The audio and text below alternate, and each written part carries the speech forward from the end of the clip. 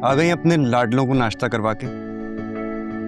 आप इतना जलते क्यों है मेरे प्यारों से? हाँ, बेचारे उन्हें क्या बिगाड़ा है आपका? क्यों ना जलूं भाई, बताओ।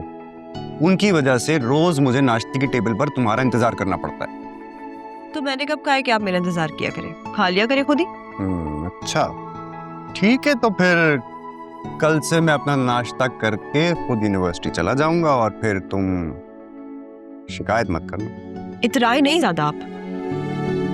मुझे पता है आप ऐसा कभी नहीं करेंगे, क्योंकि आप खाने का पहला निवाला मेरे हाथ से खाते हैं।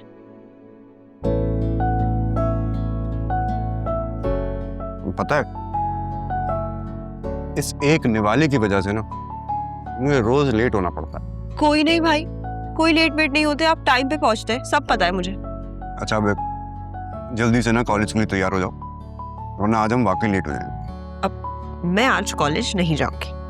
क्यों? तो तुम्हारे पेपर होने वाले हैं ना? ओह अच्छा, तो कहीं फेल होने के डर से तुमने कॉलेज जाना छोड़ तो नहीं दिया? जी नहीं, सबको पता है कि जायशा कभी फेल नहीं हुई और ना ही कम नंबर लाती है।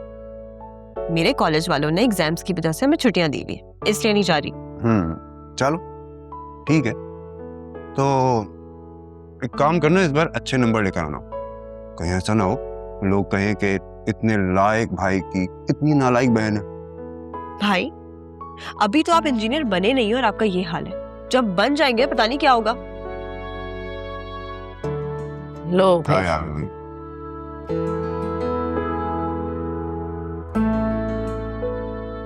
भाई इरादे तो बहुत हैं, बस दुआ करो कि वो पूरे हो जाएं। अगर अब्बू जिंदा होते कितना खुश होते ना भाई।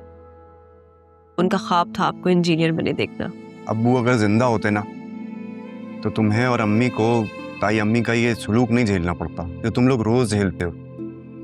जितनी मगरूर ताई अम्मी है ना, उससे कई ज्यादा बढ़कर उनके दोनों बच्चे अरीशा और अरसलान भी हैं। बेटा, ये सुबह सुबह क्या बातें लेकर बैठ गए? छोड़ो। कैसे छोड़ दूं अम्मी? मैं जब भी उन लोगों का आप दोनों के साथ ये सलूक देखता हूँ ना, मुझे एहसास होता है कि अब्बू के जाने के बाद से ना आप लोगों को कितना मुश्किल वक्त झेलना पड़ रहा है। बेटा, श्री भाभी की तो आदत ऐसी है, वो तो हमेशा से इस तरह की है। तुम ये देखो ना, हामिद भाई का रवैया हमसे कितना अच्छा है। तुम्हारे अब्बू के गुजर जाने के बाद अगर उन्होंने हमारे सर पर हाथ ना रखा होता, हमें यूं इस एनेक्सी में पनाह नहीं दी होती, तो मैं कहाँ लेके जाती तुम दोनों को। हाँ अम्मी, ताई अब्बू तो हैं अच्छे, लेकिन ये ताई अम्मी ना इस एनेक्सी में रहने का सारा हिसाब ना आप लोगों से सूद समेत वसूल करती हैं, और मैं ये बात अच्छी तरह जानता हूँ। बेटा, मेरा मानना है कि वक्त जैसा भी हो सब्र और शुक्र के साथ गुजार लेना चाहिए, क्योंकि हर वक्त गुजर जाता है, ये वक्त भी गुजर जाएगा। जायशा, तुम क्या शक्ल देख रही हो? जल्दी से नाश्ता कंप्लीट करो अपना, हमें जाना है भाभी के घर। किसी काम से ही बुलाया होगा, बिना काम के तो हमें थोड़ा ही याद करते हैं। फिर शुरू हो गए तुम?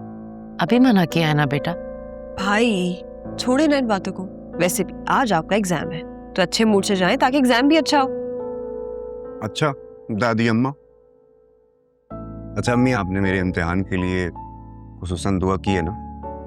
ये कोई बात है पूछने की? भला तुम तो हमेशा मेरी दुआओं में रहते हो, बल्कि मेरी तो हमेशा ये दुआ रहती है कि मेरे दोनों बच्चे सिर्फ इस इम्तिहान में नहीं बल्कि जिंदगी के हर इम्तिहान में सुरखरू। आमीन। आमीन।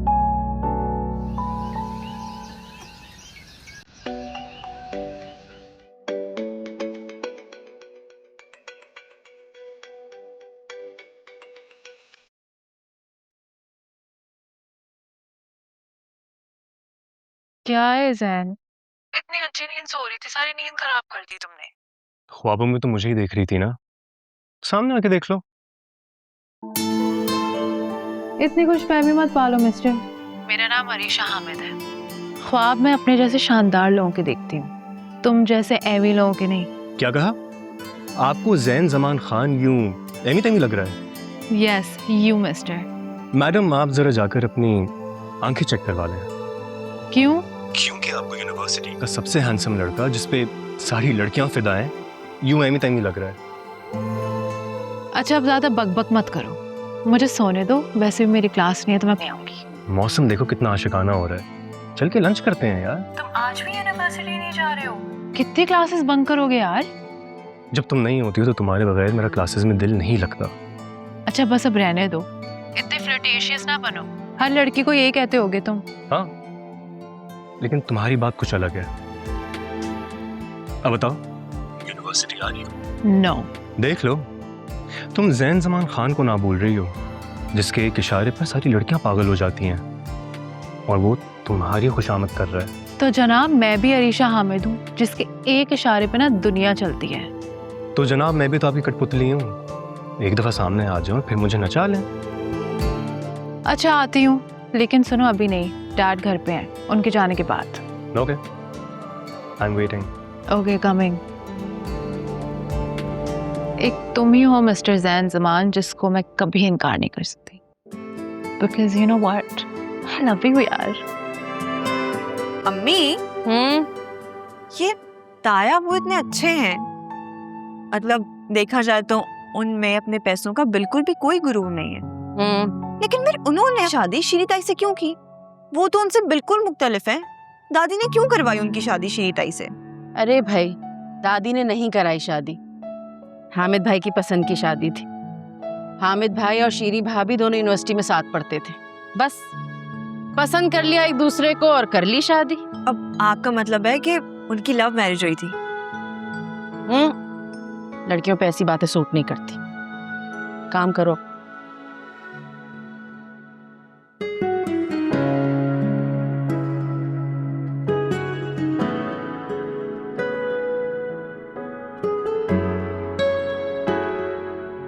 Thank you.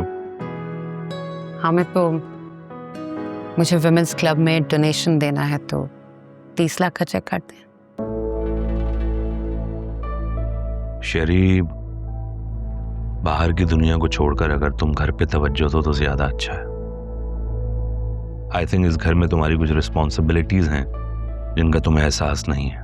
कौन सी रिस्पॉन्सिबिलिटीज को मैं पूरा नहीं करती? 3 औलादें दी हैं आपको, सेहतमंद पाल पोस के बड़ा किया है, आपके बड़े बेटे को अब्रॉड भिजवाया है। आप क्या चाहते हो? मैं अपनी सोशल लाइफ छोड़कर घर की बांदी बन जाऊं? मैं बस ये चाहता हूँ कि तुम बच्चों पर तवज्जो दो। तवज्जो देती हूँ मैं। आप भूल गए, सुफियान को मैंने ही कन्विंस किया था ना कि यूएस जाए। अगर मैं नहीं होती तो वो नहीं चाहता, क्योंकि वो मान ही नहीं रहा था। फिर भी आपको हर वक्त मेरी ही सेंस ऑफ रिस्पॉन्सिबिलिटी से शिकायत रहती है। और अरसलान, क्या वो तुम्हारी जिम्मेदारी नहीं है? हाल देखा है उसका। क्या बुराई है अरसलान में? बस थोड़ा सा लापरवाह है, पढ़ाई में तवज्जो नहीं देता, दोस्तों के साथ खेलता है।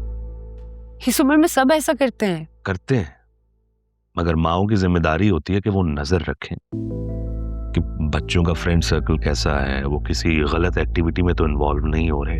इतना छोटा नहीं है कि मैं उसकी पर्सनल लाइफ में जा जाके इंटरफेयर करूं। तो जब वो छोटा था तब तुमने कब इंटरफेयर किया? उसकी हर गलत बात पर तुमने सपोर्ट किया उसे। इसी वजह से वो आज ऐसा है। ये तो अच्छा हुआ कि सुफियान को कम उम्र में मैंने बाहर पढ़ने भेज दिया, वरना वो भी ऐसा ही निकलता। ओके, वो आएगा तो मैं उससे बात करती हूँ। Will see. अच्छा ना, मैं आपके लिए नाश्ता लगवाती हूँ, चेक काटना नहीं भूलिए।